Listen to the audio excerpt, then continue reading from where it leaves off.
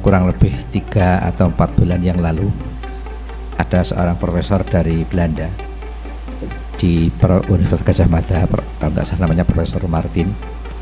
Beliau mengatakan dulu Belanda itu yang paling ditakuti adalah dari santri Torekoh. Jadi yang paling ditakuti adalah, kalau di Banten murid-muridnya Syekh Abdul Karim Banten. Kalau di Jawa Tengah ada tokoh yang masyhur yang nama aslinya Ontowiryo, nama masyhurnya adalah Diponegoro. Walaupun cuma 5 tahun menyusun kekuatan berperang musuh Belanda, bikin pusing pemerintah Hindia Belanda. Uang kas pemerintah Hindia Belanda habis. Belanda punya hutang luar negeri gara-gara menghadapi Diponegoro. Sejarah.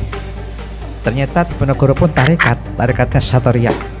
Gurunya adalah Kiai Haji Taftazani Kartosuro, putranya Kiai Haji Nuriman Melangi Nogotirto Gamping Yogyakarta, yang gelar keratonnya namanya BPH Sandio. Itu Diponegoro itu tarekat ikut menghantarkan kemerdekaan.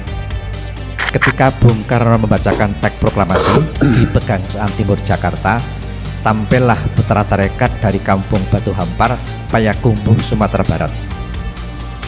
Sang ayah bernama Ustadz Haji Jamil, itu guru tarekat Naksabandiyah Kholidiyah. Punya putra bernama Muhammad Hatta yang akhirnya terpilih sebagai wapres pertama, itu putra tarekat.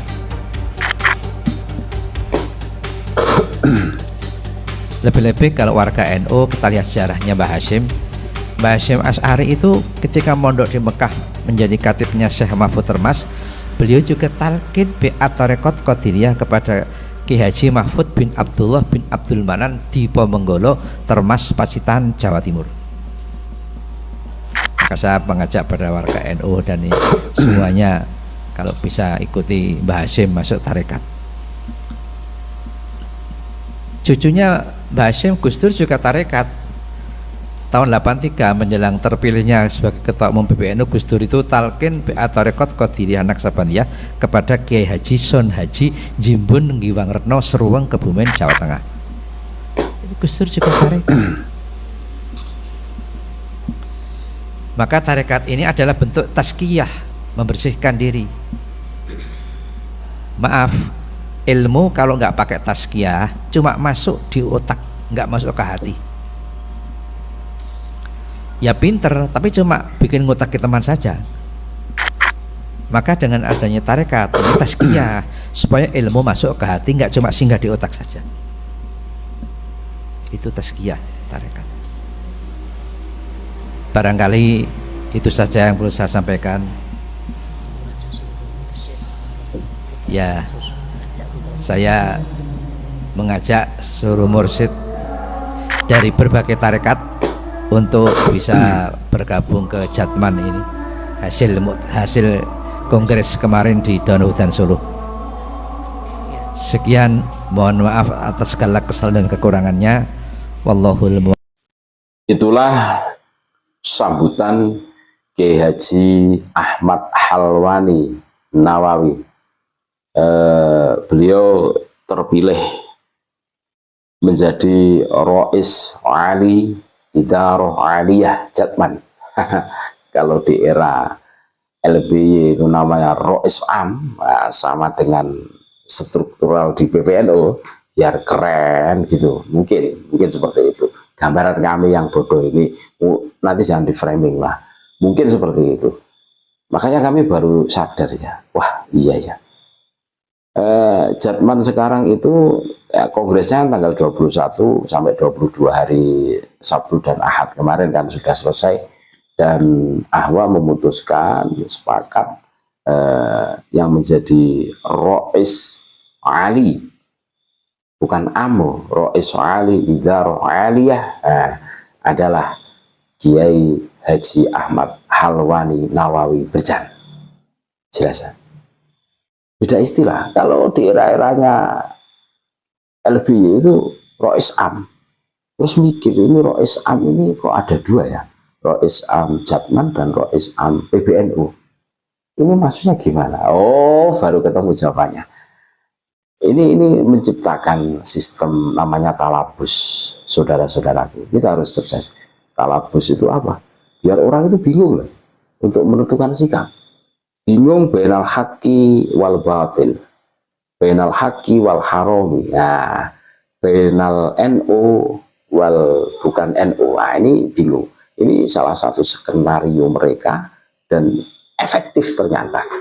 Ini kalau kami cermati ya strategi yang diterapkan LBY sehingga bisa talabus, bisa berkamuflase, bisa bunglon masuk ke NU, masuk ke pemerintahan.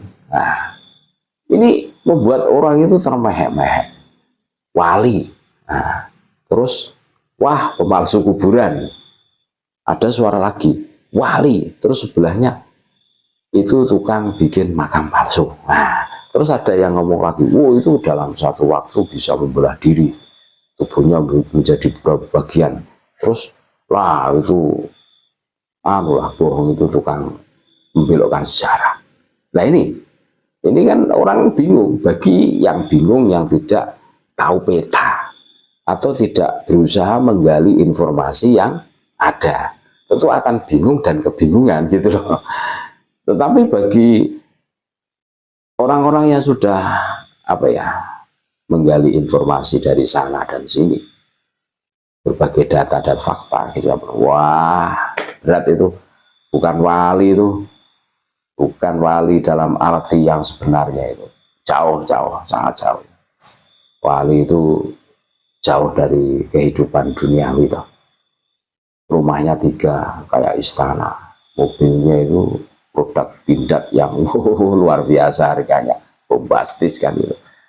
Kalau diberikan mobil keluarga itu ya dapat 100 ya, harga satu mobil. Ini kan luar biasa. Tapi ya sudahlah itu. Nah ini istilah-istilah seperti itu ya, kalau di eranya LBY itu Rois Am, biar keren.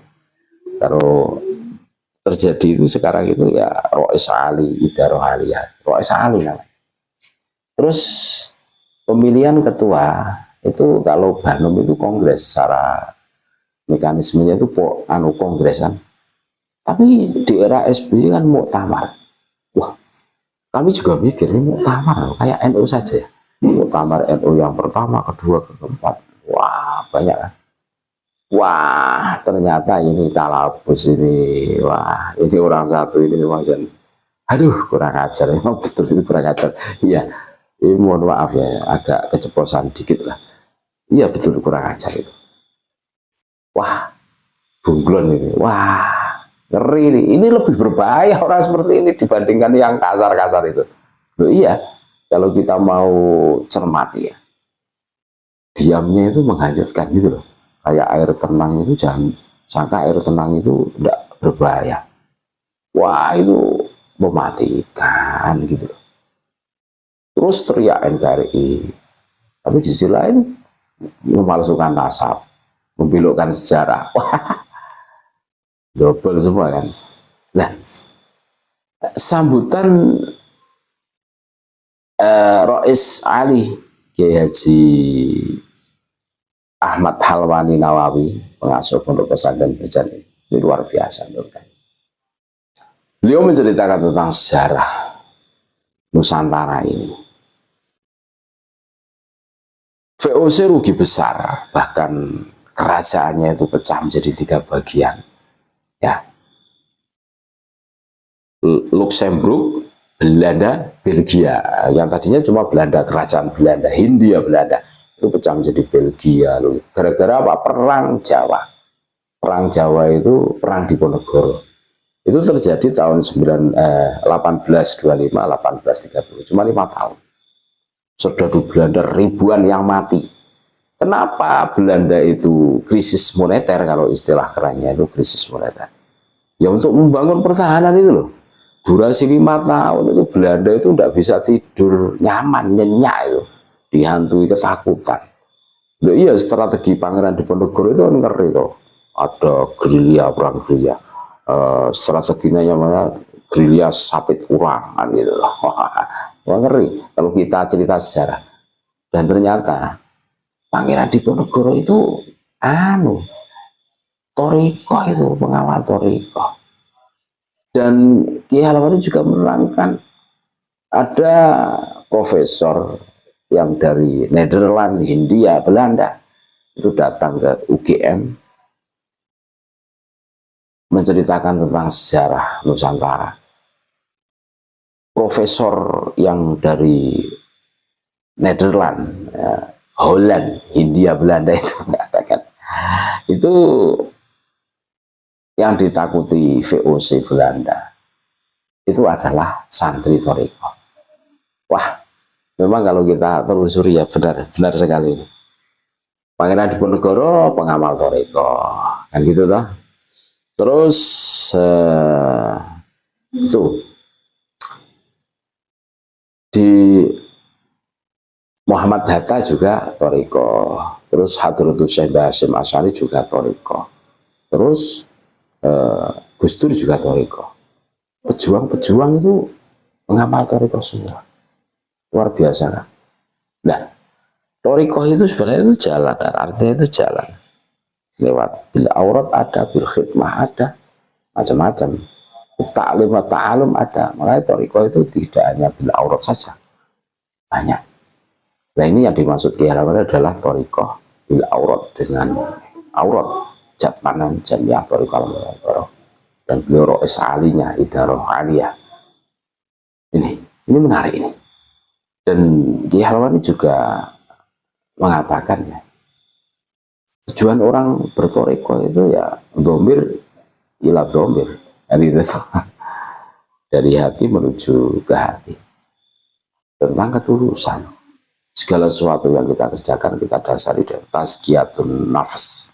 Membersihkan unek-unek sing kotor yang ada di dalam hati. Orang kalau hanya mengandalkan syariat saja, logika saja ya, ilmu itu hanya di akal saja. Makanya suatu ketika yang ngakali. Tapi kalau diimbangi dengan torikoh atau tarekat, yang di situ ada tazkiyatun nafasnya, membersihkan hati dari unsur-unsur duniawi, maka orang itu akan masuk ke dalam relung hatinya. Nah, iya sudah tahu bikin sejarah palsu itu dosa, tapi karena tidak memahami toriko, akhirnya dilanggar. Karena apa? Wah, tiap tahun itu berkarung-karung loh, setoran dari satu makam. Nah, ini ngakali wong kan judulnya itu.